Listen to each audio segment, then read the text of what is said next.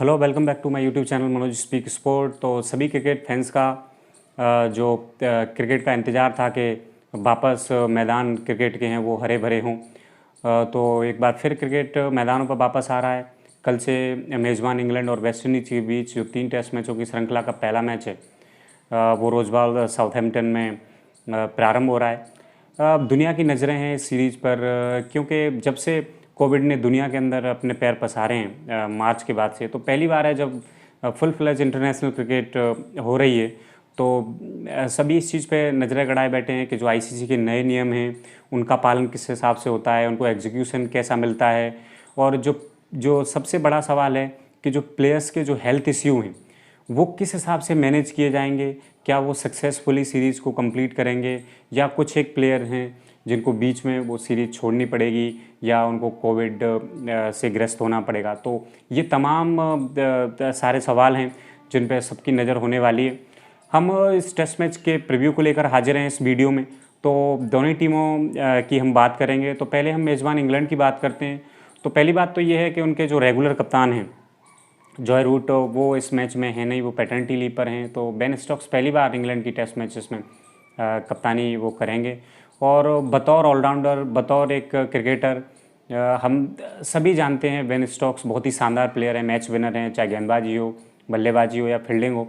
तीनों ही शोबों में वो बेहतरीन कारकर्दगी अपने देश के लिए वो करते रहे हैं। लेकिन टेस्ट क्रिकेट में कप्तानी करने का एक मनोवैज्ञानिक दबाव होता है, वो उससे कैसे उभरेंगे, उससे कैसे डील करेंगे, उनकी कप्तानी किस हिसाब की रहेगी, क्या वो रिजर्व थिंकिंग के साथ जाएंगे या उनकी एक एग्रेसिव स्टांस रहेगा उनकी कप्तानी में, वो देखने वाली बात होगी। अगर हम इंग्लैंड की लाइनअप की बात करें तो रॉरी बर्न्स और डोमिनिक सिबली, ये दो ओपनर हैं जो ओपन करेंगे। दोनों का जो रीसेंट फॉर्म है वो ठीक ठाक है। रॉरी बर्न्स ने भी एसेस में ठीक ठाक बैटिंग की थी, और जो डोमिनिक सिबली हैं अभी रिसेंटली साउथ अफ्रीका से जो सीरीज हुई थी उसमें उन्होंने सेंचुरी की थी। जॉय डेनली हैं तो वो 3 नंबर पर बल्लेबाजी करेंगे।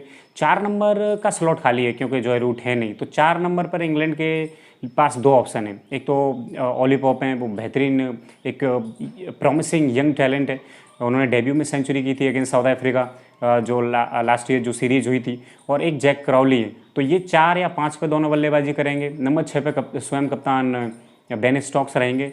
7 नंबर पर जॉस बटलर रहेंगे। और एक जो स्पिनर, फ्रंट लाइन स्पिनर जो 13 मेंबर जो स्क्वाड अनाउंस की है इंग्लैंड में, वो डॉम बेस हैं। तो वो एक ऑटोमेटिक चॉइस है सेलेक्टर्स के पास, वो फ्रंट लाइन स्पिनर रहेंगे इस मैच में, और स्पिन की कमान उनके कंधों पर रहेगी। फास्ट बॉलिंग में थोड़ी सी दिक्कत है इंग्लैंड को सिलेक्शन को लेकर, क्योंकि थोड़ा सा कनंड्रम है, थोड़ी सी कन्फ्यूजन है, क्योंकि जेम्स एंडरसन हैं, स्टुअर्ट ब्रॉड हैं, मार्क वुड हैं, जोफ्रा आर्चर हैं और क्रिस वॉक्स हैं। इनमें से 3 सीमर उनको पिक करने हैं, क्योंकि चौथा जो सीमर है वो खुद बेन स्टोक्स रहेंगे। तो अब ये देखना होगा कि किस हिसाब से इंग्लैंड अपना टैक्टिक्स यूज करता है 3 सीमर्स को पिक करने में।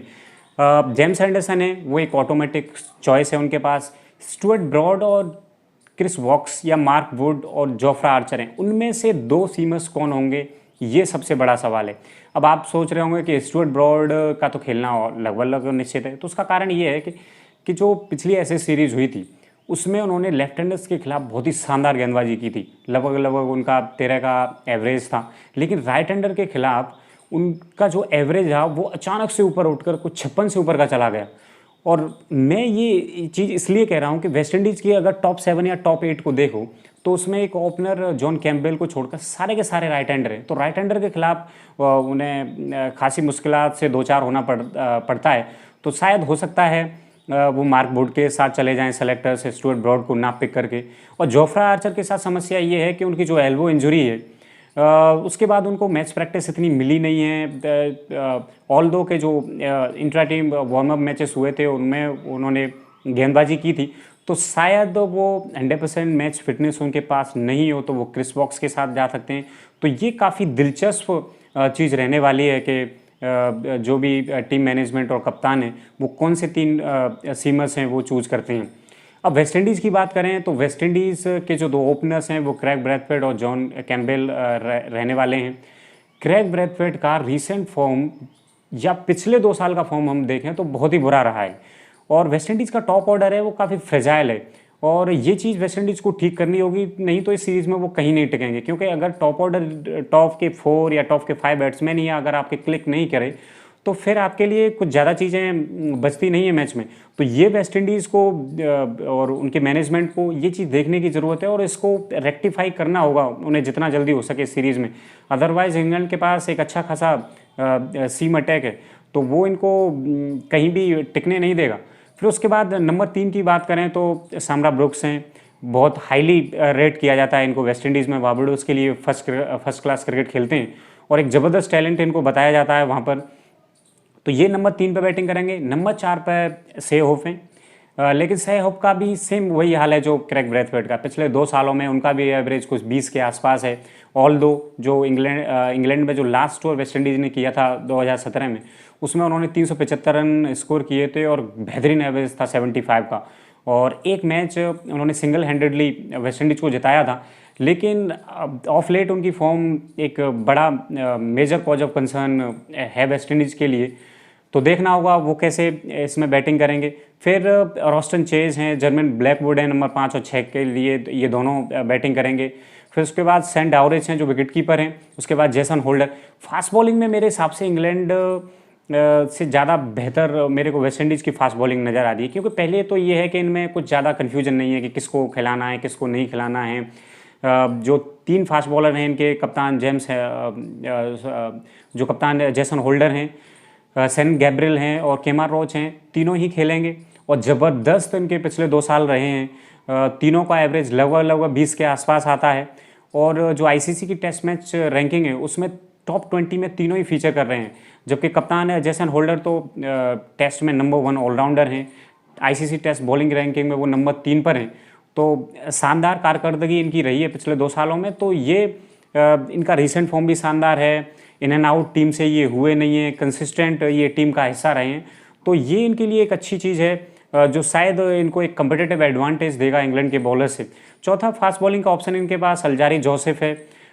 तो अब ये देखना होगा कि अल्जारी जोसेफ और रकीम कॉर्नवॉल में से ये किसको खिलाते हैं। क्योंकि रकीम कॉर्नवॉल हैं वो स्पिन करते हैं और इनके पास ऑलरेडी एक स्पिनिंग ऑलराउंडर है in the form of Roston chase, वो स्पिन गेंदबाजी कर लेंगे।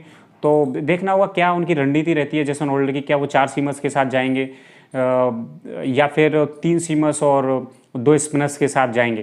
तो ये इंग्लैंड को ये चीज़ देखनी होगी कि उनका भी जो बैटिंग ऑर्डर है टॉप ऑर्डर, वो भी कोई ज़्यादा तजुर्बा लिए नहीं है, वो भी इनएक्सपीरियंस है।